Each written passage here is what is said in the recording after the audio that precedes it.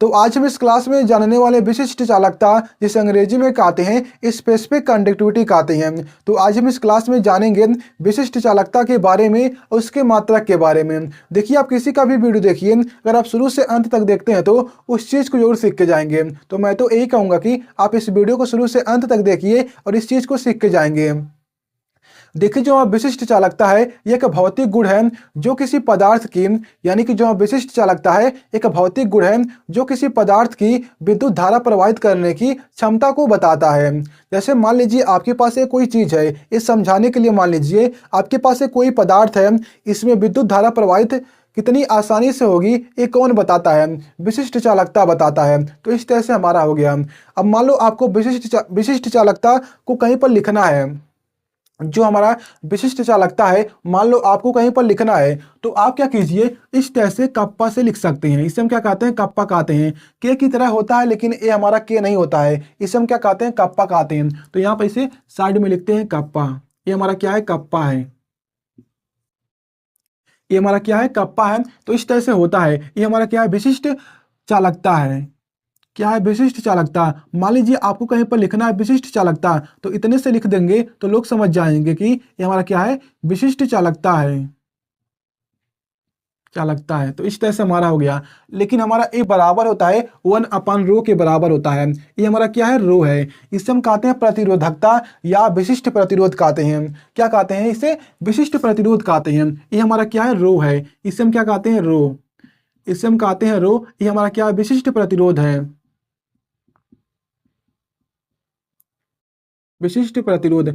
विशिष्ट प्रतिरोध क्या होता है कि ये किसी पदार्थ की विद्युत धारा, मान लो आपके पास कोई पदार्थ है, मान लीजिए आपके पास कोई पदार्थ है और विद्युत धारा को प्रवाहित होने से कितना रोक रहा है वो बताता है ए प्रतिरोध, यानी कि विशिष्ट प्रतिरोध बताता है। यानी कि मान लो आपके पास कोई पदार्थ है और विद्युत धारा को कितना रोक रहा है वो बताता है हमारा विशिष्ट प्रतिरोध बताता है। और कोई पदार्थ है और विद्युत धारा को प्रवाहित करने की क्षमता को बताता है विशिष्ट चालकता। बस इतना सा अंतर है। तो इस तरह से हमारा हो गया। ये हमारा क्या है? रो है, जो कि हमारा विशिष्ट प्रतिरोध है। आप देखोगे हमारा क्या है? ए क्या है? इसके बराबर है। तो ए इसके बराबर होगा।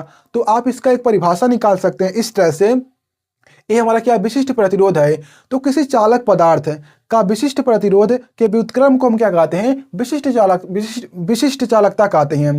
मान लो आपके पास कोई चालक पदार्थ है।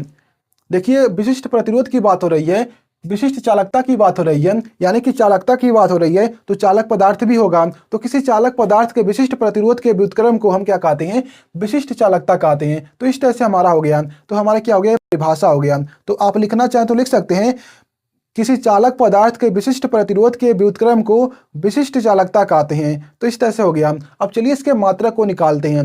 अब देखिए, हमको इसके मात्रक को निकालना है तो क्या करते हैं? सबसे पहले हम क्या करते हैं? इसके मात्रक को निकाल लेते हैं। तो इसका मात्रक आपको पता होगा, तो नहीं पता तो सबसे पहले इसके मात्रक को निकालना पड़ेगा। तो कैसे निकालते हैं? इसे हम साइड में निकालते हैं।